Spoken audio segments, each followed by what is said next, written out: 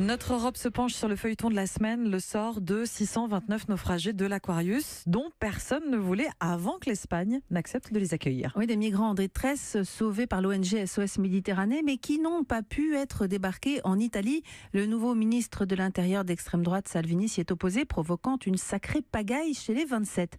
Pour Angela Merkel, cet épisode serait même un test définitif pour l'avenir de l'Europe.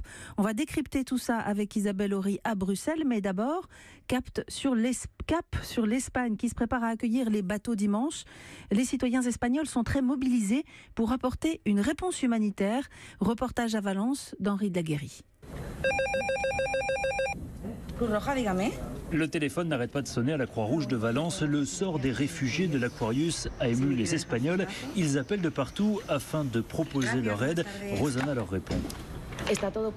Tous les postes sont pourvus, mais on continue à recevoir une avalanche d'appels de gens qui veulent aider. Puis on reçoit plein de mails. Les personnes donnent leur nom, leur prénom, leur téléphone, leur disponibilité et leur profession, ce qu'ils peuvent offrir. On a une base de données, on ne manquera pas de volontaires. Parmi ces volontaires de la Croix-Rouge, Francisco, 30 ans, cet ingénieur agronome, sera là pour accueillir l'Aquarius et les 2 bateaux de l'armée italienne. Il nous emmène dans le port de Valence, là où arriveront les navires.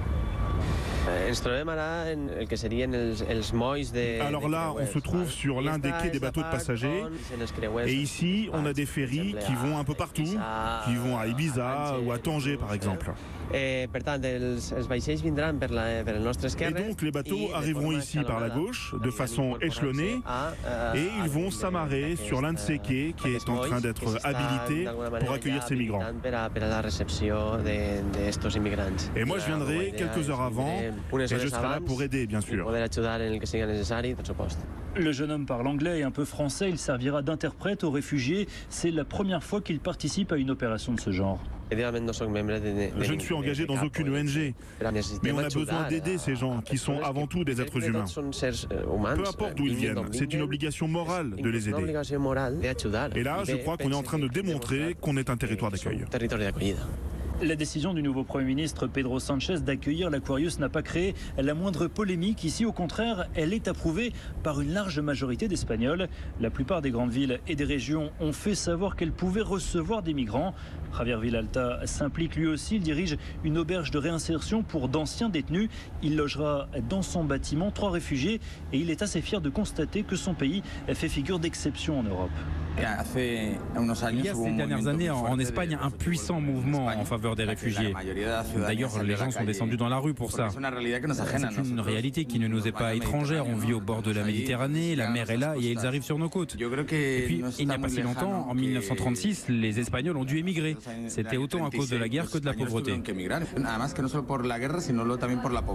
Mais au-delà de l'enthousiasme et de la détermination de tous ces gens, Javier pointe une inquiétude que le coup de projecteur sur l'Aquarius soit sans lendemain et que personne ne s'attaque vraiment à la question de la politique migratoire en Europe. C'est une opportunité. Pour la première fois, notre gouvernement a fait un pas en avant. Mais il faut être attentif. On ne peut pas se contenter de bien accueillir un bateau. Ça doit nous servir pour prendre conscience qu'il faut modifier notre politique migratoire. Javier et les ONG réclament la suppression des camps d'internement de migrants. Le gouvernement espagnol a fait quant à lui un autre geste cette semaine en annonçant qu'il n'y aurait plus de lames coupantes sur la frontière de Barbelé à Ceuta et Melilla. À Valence, Henri de Laguerry, Europe 1. Voilà, beaucoup de décisions symboliques fortes cette semaine en Italie puis en Espagne qui obligent l'Europe à affronter cette question migratoire. L'Europe aurait-elle la migraine? Bonsoir Isabelle Horry. Bonsoir Sophie. Alors face à cette situation inédite mais prévisible créée par le nouveau gouvernement italien, on a senti cette semaine des Européens très gênés aux entournures, non ?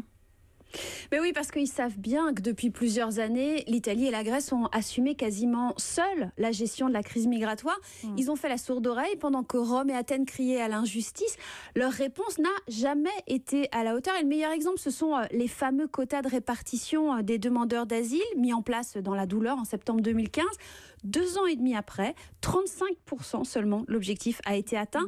Et la France est même sous cette moyenne, ce qui explique que l'Italie n'est pas tellement appréciée qu'elle lui donne des leçons. Ouais, je rappelle que Macron avait pointé le cynisme et l'irresponsabilité de l'Italie. La principale règle commune qui pèse très lourd pour la Grèce et l'Italie, c'est le fameux règlement de Dublin qui impose qu'un migrant demande l'asile dans le premier pays de l'Union où il a posé le pied, c'est ça ?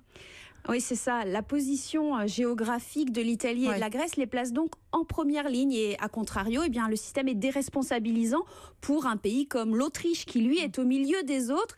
Et quand les migrants arrivent, eh bien, il faut traiter toutes les demandes individuellement. Et puis, il faut les nourrir, il faut les loger pendant cet examen qui peut durer plusieurs mois. Ils n'ont pas le droit de quitter le pays. Alors, ça marche par temps calme, mais quand des centaines de milliers de personnes traversent la Méditerranée, eh bien, le système est vite au bord de l'asphyxie. Et pourtant, toutes les tentatives de le réformer pour rééquilibrer ce système échouent. Le sujet est devenu finalement une pomme de discorde au sein de l'Union européenne. Oui, et c'est surtout parce qu'à l'Ouest, il faut s'en rappeler, on avait totalement sous-estimé la résistance des anciens pays de l'Est. La Hongrie, la Slovaquie, la Tchéquie, la Pologne refusent de prendre des demandeurs d'asile. Et malgré toutes les pressions, ils n'ont jamais bougé. Et aujourd'hui, il y a vraiment un gouffre entre eux et l'Italie ou la Grèce. Alors au milieu, la France et l'Allemagne tentent de chercher un point d'équilibre. Ils passeraient par une meilleure protection de la frontière commune, des actions dans les pays de départ comme la Libye et quand même davantage de solidarité. On présente le sommet européen de la fin du mois comme crucial pour parler de tout ça. Qu'est-ce qui peut en sortir ? C'est difficile à dire parce que le sujet migratoire crise maintenant dans tous les pays. Même en Allemagne, on l'a vu ces derniers jours, la chancelière fait face à de fortes résistances.